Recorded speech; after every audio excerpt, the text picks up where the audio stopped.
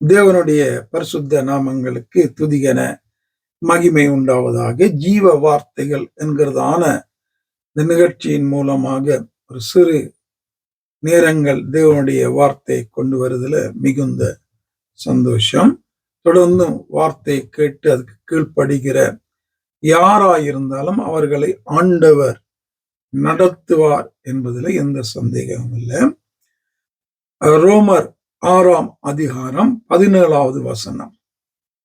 முன்னே நீங்கள் பாவத்திற்கு அடிமைகளாயிருந்தும் இப்பொழுது உங்களுக்கு ஒப்புவிக்கப்பட்ட உபதேச சட்டத்துக்கு நீங்கள் மனப்பூர்வமாய் கீழ்ப்படிந்ததினாலே தேவனுக்கு ஸ்தோத்திரம். இப்போ ஆண்டவரை ஏற்றுக்கொள்வதற்கு முதல் நாங்கள் அடிமைகளாயிருந்தோம். யாருக்கு அடிமைகளாயிருந்தோம்? பாவத்துக்கு அடிமைகளாயிருந்தோம்.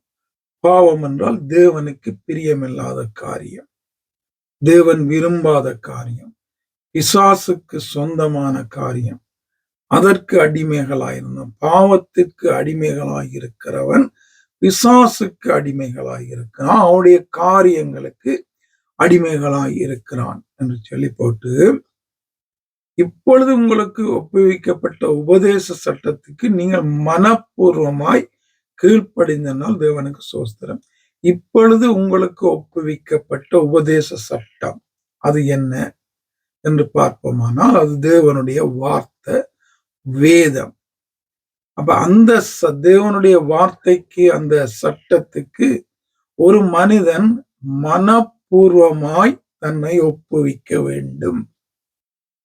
வேண்டாவற்பாக அல்ல. இந்த நாட்கள்ல அநேகர் வேதத்தை படிக்கிறது ஒரு கடமைக்கு, அநேகர் ஆலயத்துக்கு போறது ஒரு கடமைக்கு, அநேகர் ஜெபிப்பது ஒரு கடமைக்கு. அப்படியெல்லாம் இருக்கக்கூடாது. எது ஆண்டவருடைய காரியங்கள் என்று வரும்போது அது ஆத்துமாவில் இருந்து வர வேண்டும். மனப்பூர்வமாய் உள்ளுக்குள்ள இருந்து உண்மையாய் வர வேண்டும். ஒரு பிரசங்கமா இருந்தான, ஒரு ஜெபமா இருந்தான, ஒரு துதியா இருந்தான, அது மனதில இருந்து வர வேண்டும். ஒரு எழுதி வைத்து வாசிக்கிறதெல்லாம் ஜெபம் கிடையாது. எழுதி வைத்து தொடர்ந்தும் அதையே அந்த கத்தலிக் ஆலயங்கள்ல செய்யப்படுகிறது போல அதையே வாசித்து தினமும் வாசிக்கிறது, அது ஜெபம் கிடையாது. ஆண்டவர் ஜெபிக்க வேண்டிய விதமாவது என்று சொல்லி போட்டு, பரமண்டல இருக்கிற எங்கள் பிதாவே உம்முடைய நாமம் என்று சொல்லி தருகிற அந்த ஜெபத்தை நாங்க ஜெபிக்கிறோம். அது ஜெபம் கிடையாது. அது ஜெபிக்க வேண்டியதையான மாதிரி ஆண்டவர் அதில் கற்றுத்தருகிறார். இது அநேகருக்கு தெரியாது. அதையே ஒரு ஜெபமா படித்து போட்டு அநேகர் அதோடு நிப்பாற்ற ஆட்களும் உண்டு. இத சபைகள்ல கூட இதை ஒரு ஜெபமா படிக்கிற ஆட்களும் உண்டு. ஜெபிக்க வேண்டிய விதமாவது என்று ஆண்டவர் சொல்றது அங்க நாங்க கவனிக்கிறது இல்லை, நாங்க விட்டுறோம். அந்த ஜெபத்துல என்னென்ன இருக்க வேண்டும் என்பதுதான் அங்க சொல்லித்தாராரு, இங்க எங்களுக்கு கற்றுத்தாராரு. அப்ப அதை நாங்க விட்டுட்டு நாங்க அதையே நாங்க ஒரு ஜெபமா நாங்க பார்த்து கொண்டு இருந்தோம்னு சொன்னா அது சரியில்லை. அது தேவனுக்கு புறம்பான காரியம். அநேக இடங்கள்ல ஆண்டவர் உவமைகள் என்று சொல்றார். உவமை என்றால் உதாரணத்துக்கு ஒரு காரியத்தை சொல்றார். அதையே சிலர் உண்மையா எடுத்துக்கொண்டு இது ஆண்டவர் இப்படித்தான், இது உண்மையாய் நடந்தது அப்படி என்கிற ஒரு காரியத்தை அவங்க சொல்றாங்க. மத்தேயு 6:9 நாங்க ஆண்டவர் ஜெபிக்க வேண்டிய விதமாவது என்பதை எங்களை கற்றுத்தருகிறாரு. அதுல அநேக காரியங்களை கற்றுத்தர. அப்ப ஒரு ஜெபத்துல என்னென்ன இருக்க வேண்டும் என்பதை மத்தேயு 6:9 சொல்லி தருகிறாரு. இப்ப இந்த நாள்ல நான் என்ன சொல்ல வந்தது என்றால், இப்பொழுது உங்களுக்கு ஒப்புவிக்கப்பட்ட உபதேசத்தை நீங்கள் மனப்பூர்வமாய் கீழ்ப்படிங்க. மனப்பூர்வமாய் என்ன காரியமா இருந்தாலும், தேவனுடைய காரியமா இருந்தாலும் இருதயத்திலிருந்து நாங்க செய்யணும். அப்படி செய்யும் போது இருதயத்தை பார்க்கிற தெய்வம், அந்த இருதயத்திலிருந்து நாங்க உண்மையாய் செய்யும் போது ஆவியானவரை கொண்டு அது என்ன காரியமா இருந்தாலும் அவர் வழி நடத்துகிற தெய்வமா அவர் இருக்கிறார்.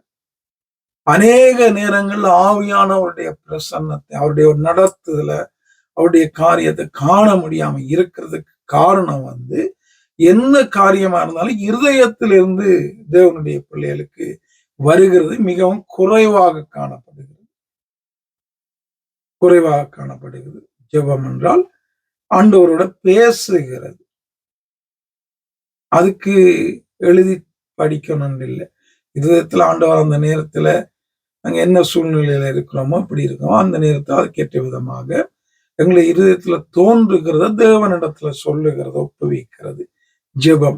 அந்த ஜெபத்துல துதி இருக்கும், வேண்டுதல் இருக்கும், தெய்வத்தை உயர்த்துற காரியம், நன்றி, அப்படியான அநேக காரியங்கள் உண்டு. எதுவா இருந்தாலும் அது உள்ளத்திலிருந்து வரும். நாங்க என்ன செய்யறோமா, மனப்பூர்வமா கீழ்ப்படிந்தாலே தேவனுக்கு சோஸ்திரம். அப்ப தேவன் கொடுத்த அந்த கட்டளைகளுக்கு,